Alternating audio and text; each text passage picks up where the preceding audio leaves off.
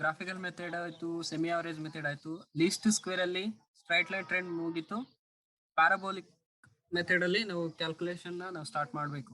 Next method parabolic or quadratic trend ಅಂತ. ಇದೊಂದು ಸ್ವಲ್ಪ ಕಾಂಪ್ಲೆಕ್ಸ್ ಇದೆ ಪ್ರಾಬ್ಲಮ್. ಒಂದ್ ಸ್ವಲ್ಪ ಕೇರ್ಫುಲ್ ಆಗಿ ಕ್ಲಾಸಸ್ ನ ಅಬ್ಸರ್ವ್ ಮಾಡಿ. ಏನಕ್ಕೆ ಅಂತ ಅಂದ್ರೆ ಸೇಮ್ ಸ್ಟ್ರೈಟ್ ಲೈನ್ ಟ್ರೆಂಡ್ ರೀತಿನೇ, ಬಟ್ ಇನ್ನೊಂದು ಸ್ಟೆಪ್ ಜಾಸ್ತಿ ಇದೆ. ಅಂದ್ರೆ ಸ್ಟ್ರೈಟ್ ಲೈನ್ ಟ್ರೆಂಡ್ ರೀತಿನೇ ಪ್ಯಾರಾಬೋಲಿಕ್ ಮತ್ತೆ ಕ್ವಾಡ್ರೆಟಿಕ್ ಟ್ರೆಂಡ್ ಇರುವಂತದ್ದು. ಬಟ್ ಒಂದೇ ಒಂದು ಸ್ಟೆಪ್ ನಾವು ಮುಂದೆ ಹೋಗ್ಬೇಕು. ಅಂಡ್ ದೆನ್ ಒಂದ್ ಸ್ವಲ್ಪ ಕ್ರಿಟಿಕಲ್ ಇದೆ. ನೀಟಾಗಿ ಕ್ಲಾಸಸ್ ಗಳನ್ನ ಅಬ್ಸರ್ವ್ ಮಾಡಿ ಯಾವ ರೀತಿ ಅಂತ.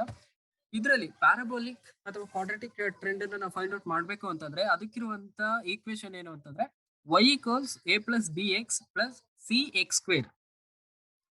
y equals a plus bx plus cx square. ಆದ್ರೆ y ಅಂತಂದ್ರೆ ಆಕ್ಚುಯಲ್ ವ್ಯಾಲ್ಯೂ, ಅವ್ರು ಏನ್ ಟೇಬಲ್ ಅಲ್ಲಿ ವ್ಯಾಲ್ಯೂಸ್ ಗಳನ್ನ ಕೊಟ್ಟಿರ್ತಾರೆ ಅದು. ಅಂಡ್ ದೆನ್ a b ಅಂಡ್ c ಈ ಮೂರು ಕನ್ಸ್ಟೆಂಟ್ ವ್ಯಾಲ್ಯೂಸ್ ಗಳು. ಅಂಡ್ ದೆನ್ x ಅಂತಂದ್ರೆ is the time period. Same ಇದ್ರಲ್ಲೂ ಅಷ್ಟೇ summation of x equal ಜೀರೋನೇ.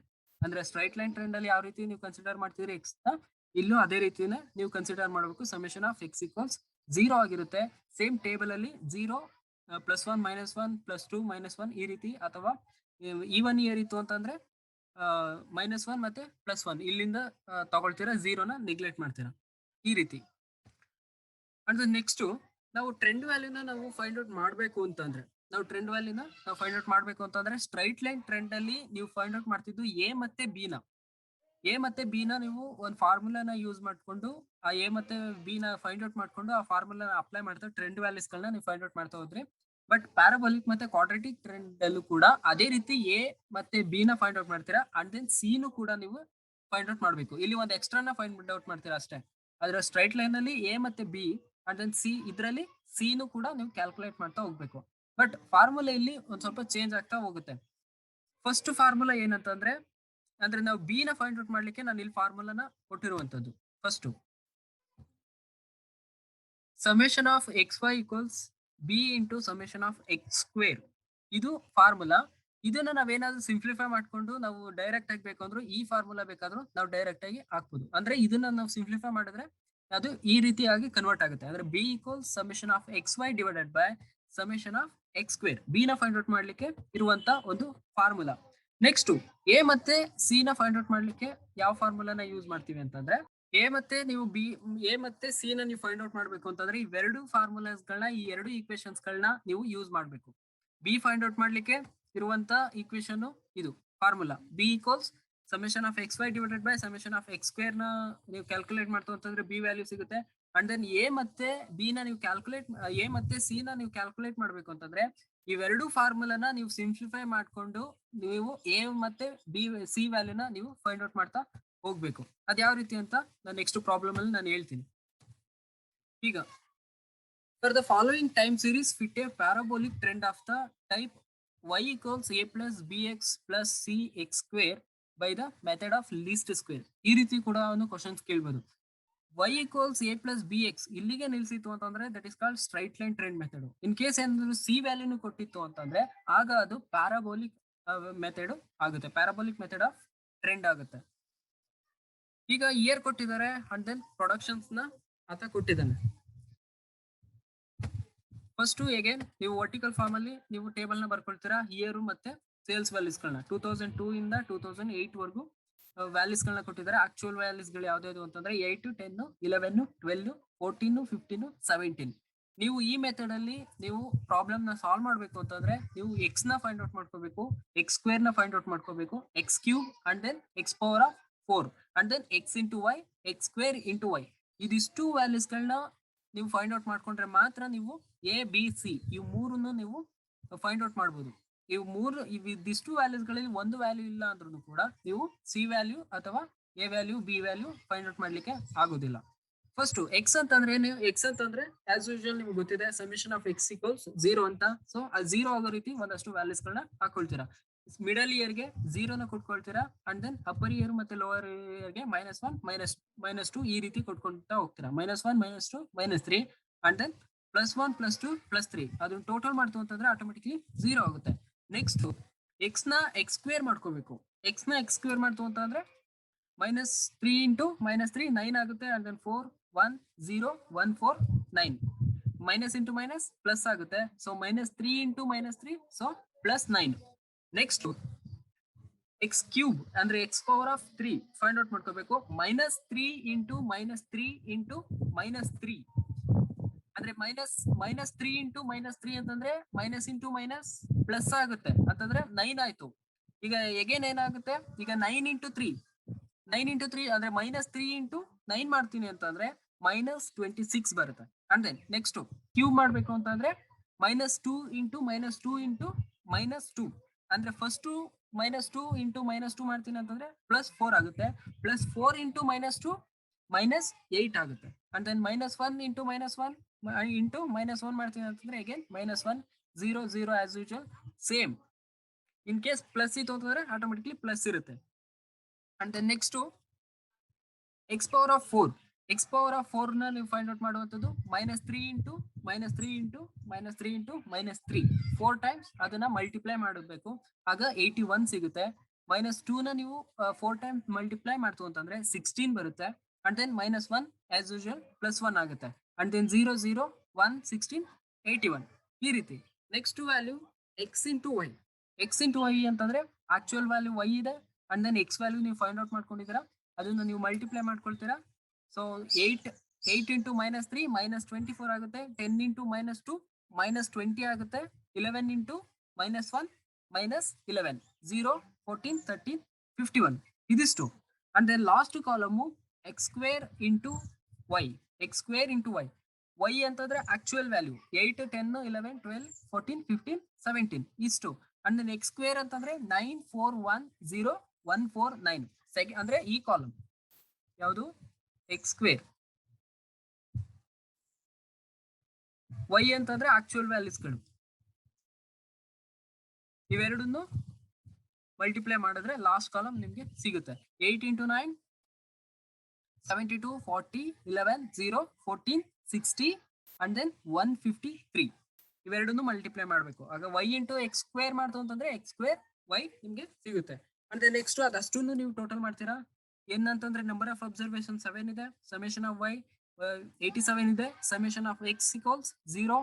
Summation of x square 28 and then summation of x cube equals 28 and then summation of x power of 4 equals 196 and then summation of xy is equal to 40 and then summation of x square into y equals 350.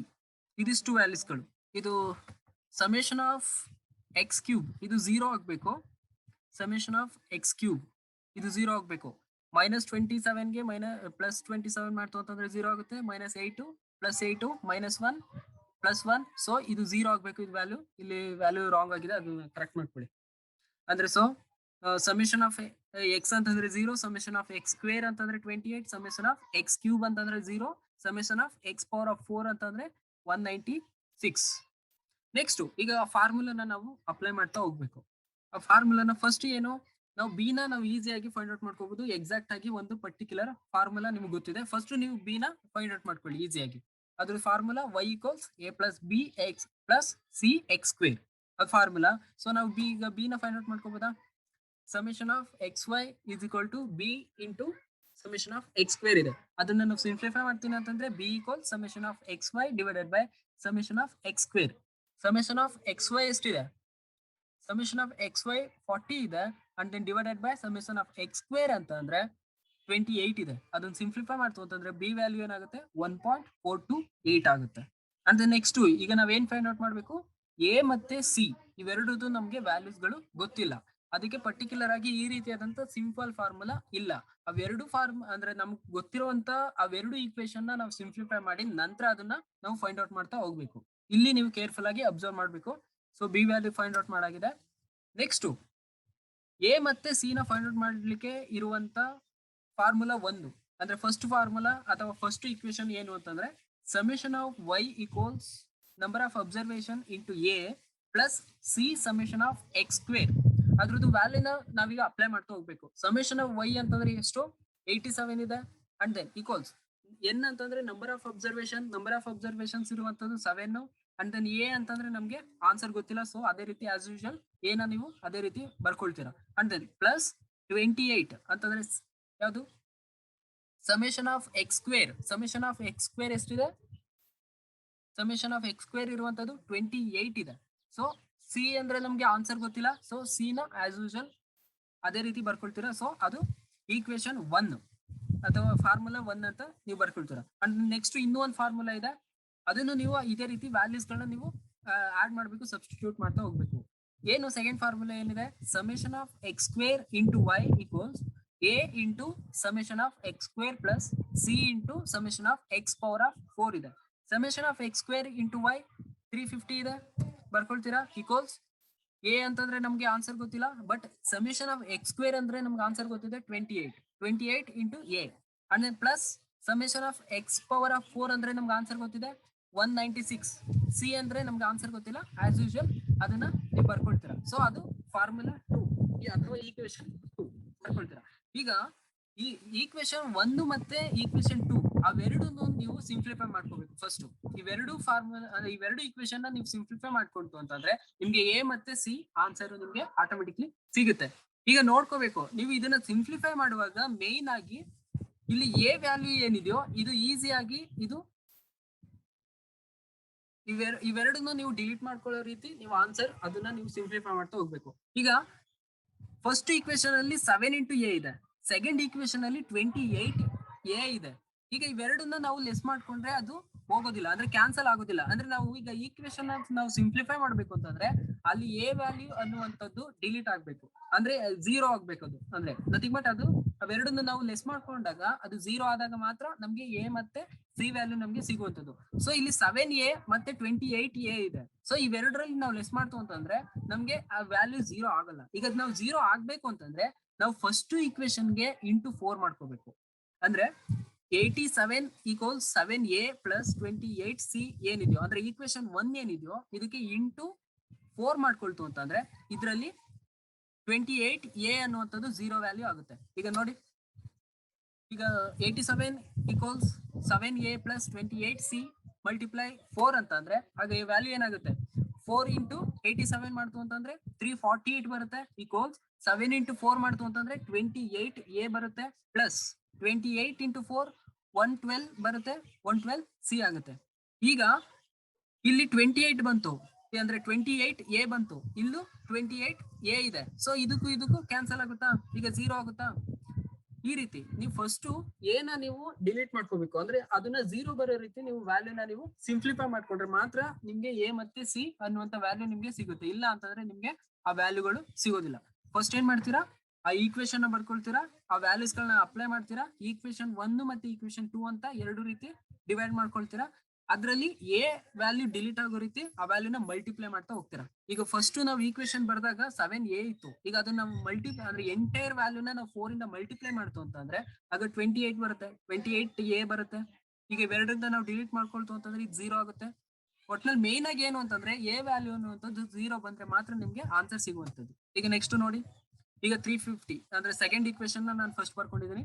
350 equals 28a plus 196c ಅಂದ್ರೆ ಈ equation ಬರ್ದಿದ್ದೀನಿ. And then second equation ಅಂದ್ರೆ 348 equals 28a plus 112c.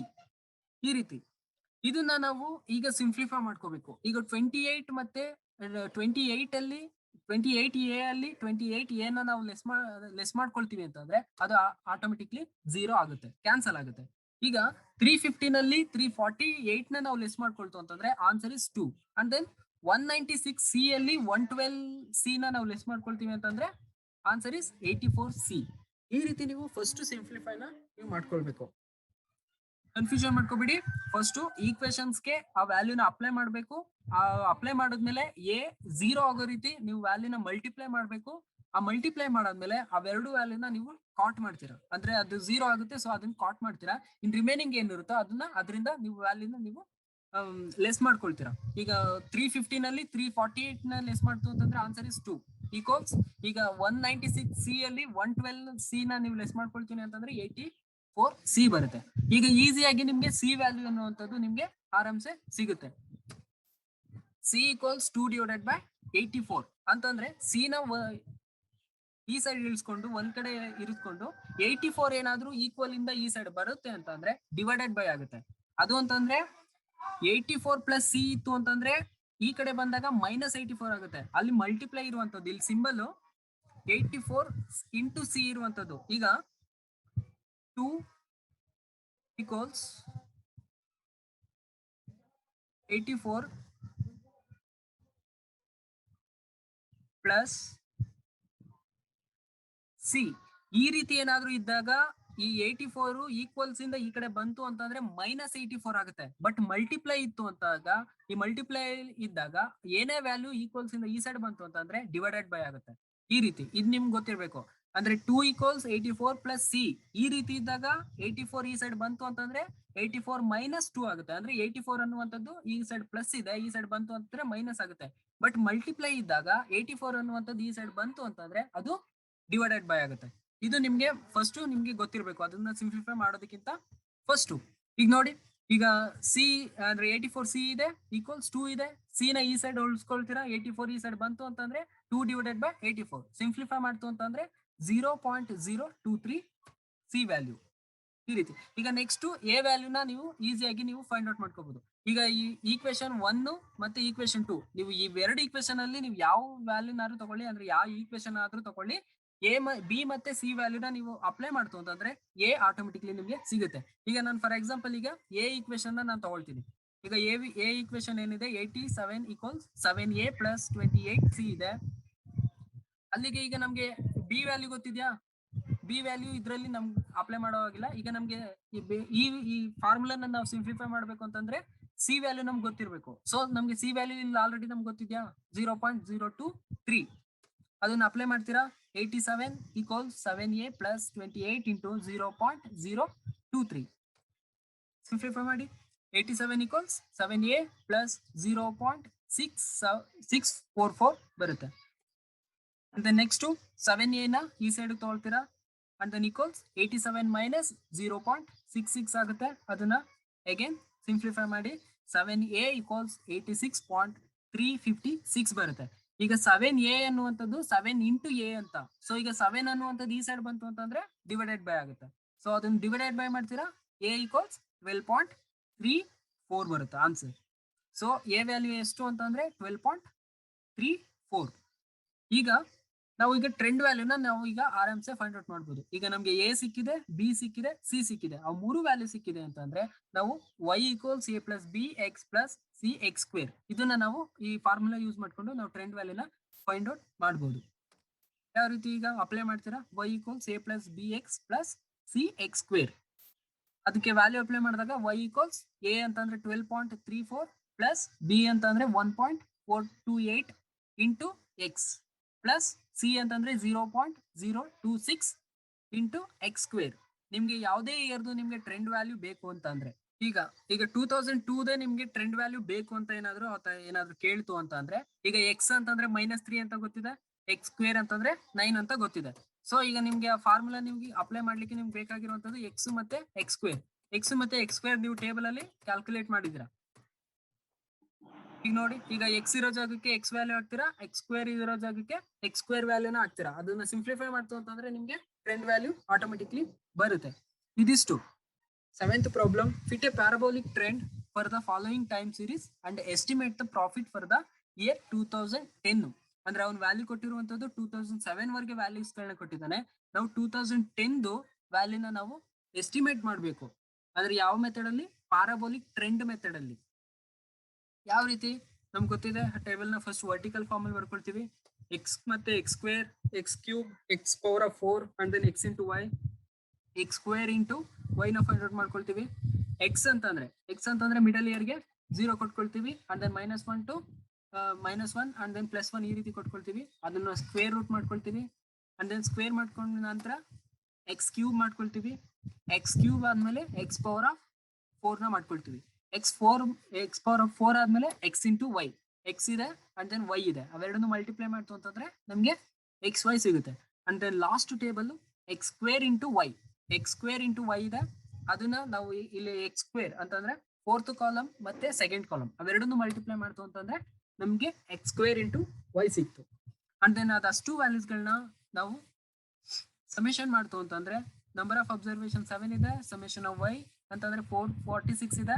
Summation of x equals 0 always 0 and then summation of x square 28 and then summation of x cube 0 ಇಲ್ಲೂ ಕೂಡ 28 ಆಗಿದೆ. ಅದು correct ಮಾಡ್ಕೊಳ್ಳಿ, ನಾನು ಕರೆಕ್ಟ್ ಮಾಡಿ ನಾನು ನಿಮ್ಗೆ PDF ಸೆಂಡ್ ಮಾಡ್ತೀನಿ. x ಅದು ಸಮೇಷನ್ ಆಫ್ x ಕ್ಯೂಬ್ 0 ಆಗುತ್ತೆ and then summation of x power of 4 196 and then summation of xy equals 118 and then summation of x square into y equals 1784 and then ಈಗ formula apply ಮಾಡ್ತಾ ಹೋಗ್ತೀವಿ. ಅದ್ರದ್ದು value ನಾನು ಮೇಲ್ಗಡೆ ನಾನು list out ಮಾಡ್ಕೊಂಡಿದ್ದೀನಿ. ಅದ್ರ ಫಾರ್ಮುಲಾ ಯಾವುದು? y equals a plus bx plus cx square. First ನಾವು b ನಾವು ಆರಾಮ್ಸೆ ಫೈಂಡ್ ಔಟ್ ಮಾಡ್ಕೋಬಹುದು, ಯಾವುದೇ ರೀತಿಯಾದಂತ ಈಕ್ವೇಷನ್ ಸಿಂಪ್ಲಿಫೈ ಮಾಡ್ದೇನೆ. ಅದ್ರ ಫಾರ್ಮುಲಾ ಏನು? Summation of xy divided by summation of x square. Summation of xy ಅಂತಂದ್ರೆ 118 ಬಂದಿದೆ, ಸಮೇಷನ್ ಆಫ್ x ಸ್ಕ್ವೇರ್ ಅಂತಂದ್ರೆ 28 ಇದೆ. ಅದನ್ನ ಸಿಂಪ್ಲಿಫೈ ಮಾಡ್ತು ಅಂತಂದ್ರೆ 4.28 ಅಂದ್ರೆ b ವ್ಯಾಲ್ಯೂ 4.21. ಅಂದ್ರೆ ನೆಕ್ಸ್ಟ್ ಈಗ ನಾವು ಯಾವ್ದು ಫೈಂಡ್ ಔಟ್ ಮಾಡ್ಕೋಬೇಕು? ಎ ಮತ್ತೆ ಸಿ ನ ಫೈಂಡ್ ಔಟ್ ಮಾಡಬೇಕು. ಎ ಮತ್ತೆ ಸಿ ನ ಫೈಂಡ್ ಔಟ್ ಮಾಡ್ಲಿಕ್ಕೆ ನಮ್ಗೆ ಇರುವಂತದ್ದು ಎರಡು ಈಕ್ವೇಶನ್ಸ್ ಗಳು. ಯಾವುದು? Summation of y equals n into a plus c into summation of x square. ಅದೊಂದು ಫಾರ್ಮುಲಾ. ಅದ್ರದ್ದು ವ್ಯಾಲ್ಯೂನ ನೀವು ಸಬ್ಸ್ಟಿಟ್ಯೂಟ್ ಮಾಡ್ತೀರಾ. ಸಮೇಷನ್ ಆಫ್ y ಅಂತಂದ್ರೆ 446 ಇದೆ equals number of observation 7. A ಅಂತಂದ್ರೆ ನಮ್ಗೆ ಗೊತ್ತಿಲ್ಲ, ಏನೋ ಅದೇ ರೀತಿ ಉಳಿಸ್ಕೊಳ್ತೀರಾ. And then plus summation of x square ಅಂತಂದ್ರೆ 28, ಸಿ ಅಂತಂದ್ರೆ ನಮಗೆ ಗೊತ್ತಿಲ್ಲ, ಸೊ ಸಿ ನ ಅದೇ ರೀತಿ ಉಳಿಸ್ಕೊಳ್ತೀರಾ. ಸೊ ಅದು equation 1. And then second equation ಯಾವುದು? Summation of x square into y equals a into summation of x square plus C into summation of x power of 4. ಅದ್ರದ್ದು ವ್ಯಾಲ್ಯೂ ಅಪ್ಲೈ ಮಾಡ್ತೀರಾ. 1784 equals 28a plus 196a. Equation 2. ಈಗ ನಾವೇನ್ ಮಾಡ್ಬೇಕು? a ಅನ್ನುವಂತ value delete ಆಗ್ಬೇಕು ಅಂತಂದ್ರೆ 0 value ಬರಬೇಕು. ಈಗ ಇಲ್ಲಿ 7a ಇದೆ, ಇಲ್ಲಿ 28a ಇದೆ. ಈಗ ನಾವು ಇಂಟು 4 ಮಾಡ್ತು ಅಂತಂದ್ರೆ ಇದು 28a ಆಗುತ್ತೆ. ಈಗ ಈಕ್ವೇಶನ್ 1ಗೆ ನಾವು ಮಲ್ಟಿಪ್ಲೈ 4 ಮಾಡಬೇಕು. ಈಗ ಮಲ್ಟಿಪ್ಲೈ 4 ಮಾಡ್ತು ಅಂತಂದ್ರೆ 446 ಇಂಟು 4 1784 ಬರುತ್ತೆ. 7 ಇಂಟು 4 ಮಾಡ್ತು ಅಂತಂದ್ರೆ 28a ಆಗುತ್ತೆ ಪ್ಲಸ್ 28 ಇಂಟು 4 112c ಬರುತ್ತೆ. ಈಗ ಸಿಂಪ್ಲಿಫೈ ಆಯ್ತು. ಈಗ 28a ಬಂತು, ಇಲ್ಲೂ 28a ಇದೆ. ಈಗ ಇವೆರಡನ್ನು ಕ್ಯಾನ್ಸಲ್ ಮಾಡ್ತೀನಿ ಅಂತಂದ್ರೆ ವ್ಯಾಲ್ಯೂ ಇಸ್ 0. ಈಗ ಅಪ್ಲೈ ಮಾಡಿ. ಈಕ್ವೇಶನ್ 2 ತಗೊಂಡಿದ್ದೀನಿ ಫಸ್ಟ್, ಈಕ್ವೇಶನ್ ಫಸ್ಟ್ ನ ನಾನು ಸೆಕೆಂಡ್ ತಗೊಂಡಿದ್ದೀನಿ. ಈಗ 1784 ಅಂಡ್ ದೆನ್ ಇದು ಕೂಡ 1784 ಬಂದಿದೆ. ಅಂಡ್ ದೆನ್ 28a ಇದೆ ಅಂಡ್ ದೆನ್ 28a ಇದೆ and then plus 196c 112c ಇದೆ. ಈಗ ಫಸ್ಟ್ 28a ನ ಮತ್ತೆ 1784 ಅವೆರಡು ಡಿಲೀಟ್ ಆಗುತ್ತೆ, ಅಂದ್ರೆ 0 ಬರುತ್ತೆ ಅಂತ ಅದ್ರದ್ದು ವ್ಯಾಲ್ಯೂ. ಈಗ ಈಕ್ವೇಶನ್ 2 ಅಲ್ಲೂ 1784 ಇದೆ, ಈಕ್ವೇಶನ್ 1 ಅಲ್ಲೂ 1784 ಇದೆ. ಸೊ ಅವೆರಡು ಡಿಲೀಟ್ ಆಗುತ್ತೆ, ಅಂದ್ರೆ ಲೆಸ್ ಮಾಡಿದಾಗ ಅದು 0 ವ್ಯಾಲ್ಯೂ ಬರುತ್ತೆ. ಈಗ 28a ಮತ್ತೆ 28a ಲೆಸ್ ಮಾಡ್ತು ಅಂತಂದ್ರೆ ಅದು ಕೂಡ 0 ಆಗುತ್ತೆ. ಆಗ ಇನ್ನು ರಿಮೈನಿಂಗ್ ಉಳಿದಂತ ವ್ಯಾಲ್ಯೂ ಯಾವುದು? 196c minus 112c. ಈಗ 0 equals 84, c is the answer. ಈಗ c ವ್ಯಾಲ್ಯೂ ಏನಾಗುತ್ತೆ? c equals 0 divided by 84 equals value is the 0. ಈ ಸೈಡ್ 0 ಇದೆ, ಈ ಕಡೆ 84c ಇದೆ. 84 ಅನ್ನುವಂಥದ್ದು ಈ ಸೈಡ್ ಬಂತು ಅಂತಂದ್ರೆ ಡಿವೈಡೆಡ್ ಬೈ 84 ಆಗುತ್ತೆ. ಡಿವೈಡೆಡ್ ಬೈ 84 ಅಂತಂದ್ರೆ 0 ಡಿವೈಡೆಡ್ ಬೈ 84 ಅಂತ. ಸೊ 0 ಡಿವೈಡೆಡ್ ಬೈ 84 ಮಾಡ್ತು ಅಂತಂದ್ರೆ ಸಿ ಆನ್ಸರ್ ಏನಾಗುತ್ತೆ ಅಂತಂದ್ರೆ 0ನೇ ಆಗಿರುತ್ತೆ. So C value is the 0. ಈಗ ನಮ್ಗೆ ಸಿ ಸಿಕ್ಕಿದೆ ಅಂತಂದ್ರೆ ನಾವು ಆರಾಮ್ಸೆ ಈಗ ನಾವು ಏನ ಫೈಂಡ್ ಔಟ್ ಮಾಡ್ಕೋಬಹುದು. ಈಗ ಈಕ್ವೇಶನ್ 1 ಅನ್ನ ನಾವು ತಗೊಳ್ತೀನಿ. ಈಕ್ವೇಶನ್ 1 ಏನಿದೆ? 446 ಈಕ್ವಲ್ಸ್ 7a ಪ್ಲಸ್ 28c ಇದೆ. ಸೊ ಅಲ್ಲಿಗೆ ಸಿ ವ್ಯಾಲ್ಯೂನ 0 ಆಗ್ತು ಅಂತಂದ್ರೆ 28 ಇಂಟು 0 ಇಸ್ ದ 0ನೇ ಆಗಿರುತ್ತೆ. So 446 equals 7a plus 0 and then 7a ಅನ್ನುವಂಥದ್ದು ಈ ಸೈಡ್ ತಗೊಳ್ತೀನಿ, 446 ಅನ್ನುವಂಥದ್ದು ಆ ಸೈಡ್ ತಗೊಳ್ತೀನಿ. ಈಗ ಏನಾಗುತ್ತೆ? 7a ಈಕ್ವಲ್ಸ್ 446 ಆಗುತ್ತೆ. ಸೊ 7 ಈ ಸೈಡ್ ಬಂತು ಅಂತಂದ್ರೆ ಮಲ್ಟಿಪ್ಲೈ 446 ಡಿವೈಡೆಡ್ ಬೈ 7 63.71 ಬರುತ್ತೆ. ಸೊ ಎನ ಫೈಂಡ್ ಔಟ್ ಮಾಡುವಂಥದ್ದು ಅಂದ್ರೆ ಎ ವ್ಯಾಲ್ಯೂ ಅನ್ನುವಂಥದ್ದು ಏನಾಗಿದೆ? 63.71. ಈಗ ಆರಾಮ್ಸೆ ನಾವೀಗ ಆ ಫಾರ್ಮುಲಾನ ನಾವು ಅಪ್ಲೈ ಮಾಡ್ತಾ ಹೋಗ್ಬೋದು. ಯಾವ್ದು formula? y equals a plus bx plus cx square. Apply ಮಾಡ್ತೀರಾ. ಎ ವ್ಯಾಲ್ಯೂ ಅಂದ್ರೆ 63.71 ಇದೆ. ಅಂಡ್ ದೆನ್ ಬಿ ವ್ಯಾಲ್ಯೂ ಏನಿದೆ 4.21 ಇದೆ. ಸಿ ಅಂತಂದ್ರೆ 0 ಇದೆ. ಈಗ ಸೆಕೆಂಡ್ ಕ್ವಶನ್ ಏನ್ ಕೇಳಿದಾನೆ, ಎಸ್ಟಿಮೇಟ್ ಮಾಡಬೇಕು. Estimate the profit for the year 2010 ಅಥವಾ ವ್ಯಾಲ್ಯೂಸ್ ಗಳನ್ನ ಕೊಟ್ಟಿರುವಂತದ್ದು ಎಲ್ಲಿವರೆಗೆ 2007 ವರ್ಗ ಅಷ್ಟೇ ಆತ ಕೊಟ್ಟಿರುವಂತದ್ದು ವ್ಯಾಲ್ಯೂಸ್ ಗಳನ್ನ.